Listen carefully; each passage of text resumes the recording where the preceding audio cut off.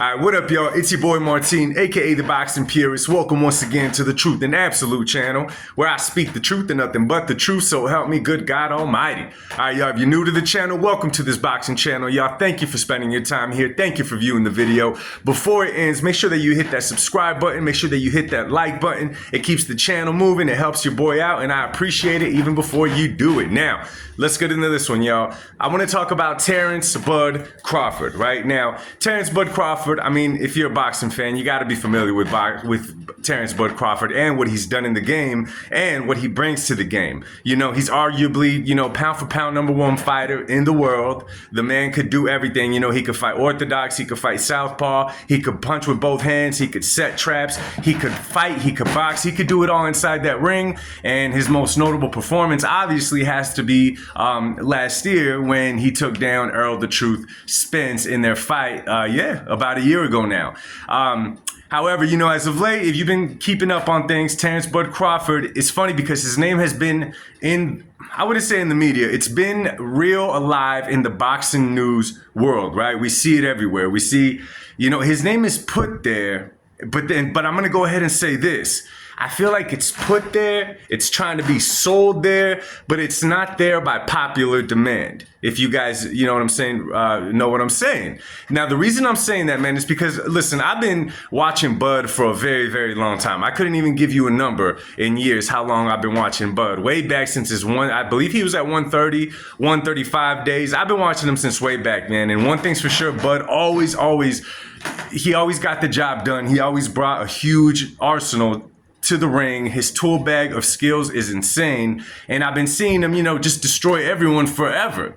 However, in that time where he had his reign and he was beating everyone, Bud Crawford never really had a fan base. The ones that were fans of Bud Crawford, not even, maybe Omaha, Nebraska, where he's from, they come out to see him, they pay to watch him. But as far as him having a solid fan base outside of that, he just never quite had it. You know what I mean? There was never really a high demand, for a Bud fight unless it was making the fight with Erol Spence Jr., which took a long time to make.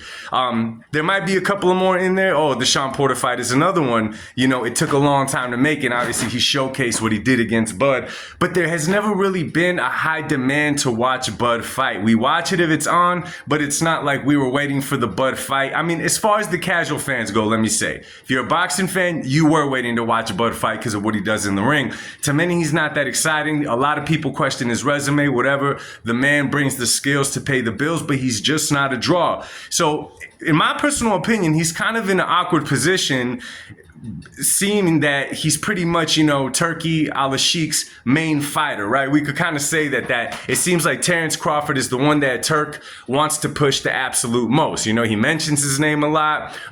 He paired up Terence Crawford's name with Canelo. He's saying that he wants to match him up with Erol Ortiz Jr. This last weekend when they interviewed him, they said they had a special, surprise coming for Bud. So it's really obvious that,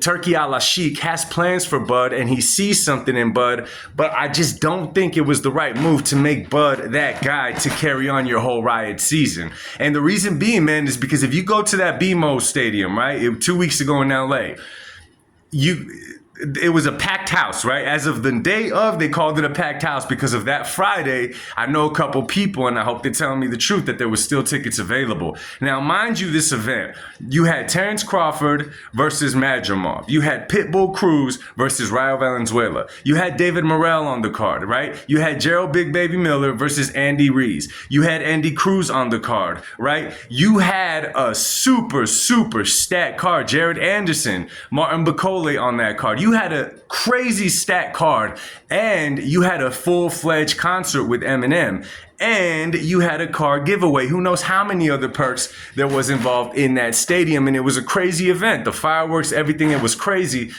But again, I'll ask, how many people, was the majority of the people there to watch Bud? I'm gonna be real with y'all, I don't think so. I don't think so. Being that it was in LA, I'm assuming most of the crowd was there to watch Andy Ruiz and Isaac Pitbull Cruz. All the fighters. But I think that those two dominated. I mean, shoot, you throw an Eminem concert in there, it better sell out. You know what I'm saying? It better sell out. So they could talk about the numbers, they could talk about all this, but case closed. From what I read, Turki Alalshikh lost money on that event, and this was supposed to be Bud's rise to stardom, so to speak, because he's been a star to his boxing fans. Obviously, Turki Alalshikh is trying to make him a star to the casual, just to the boxing world in general, which is going to be kind of hard because what do you got out there for Bud? Canelo is not a good move. Canelo fight for Bud is a big cash out fight for Turki Alalshikh, and maybe that's what he wanted to do after this last performance by Bud against Majimov. I'm not knocking his performance, but he didn't showcase the way that he was supposed to, the way that it was set up to happen. You know what I mean? It just didn't happen. So the only thing I see is Turki Alalshikh is like, yo, I better cash out on Bud because listen, Bud is only getting older, right? He's only getting older. And I mean, if he carries the habit of most of these fighters today, we're not even going to see Bud in the ring again for like another year.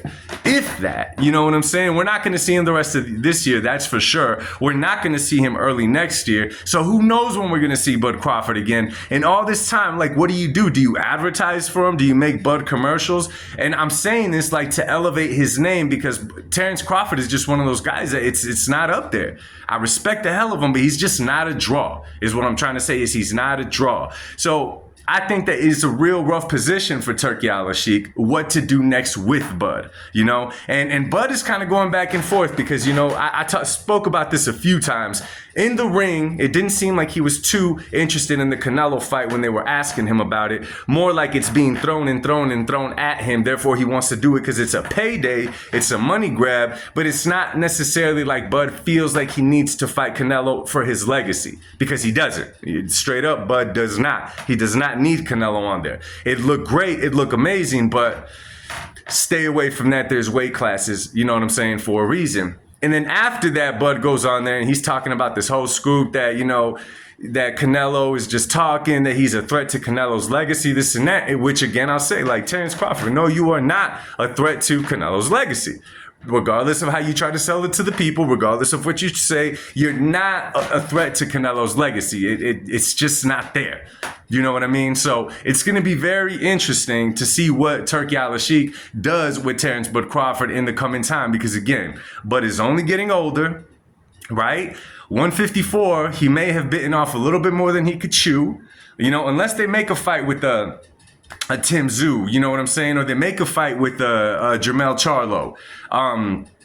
But Virgil Ortiz Jr., they said before the fight they were planning to make Bud versus Virgil Ortiz Jr., but then after the fact, they were like, oh, you know, Virgil Ortiz was like, I want the winner of Spence Fundora. And then they're talking about, we want to make the Crawford Ortiz Jr. fight down the line. So who knows what's going on with that, man? We'll see. Long story short, I don't think that Bud Crawford was a good investment for Riot season and for Turki Alalshikh. But let me know what you guys think, man. Drop a comment down below. Let's talk about this one. Much love and God bless to y'all, and peace.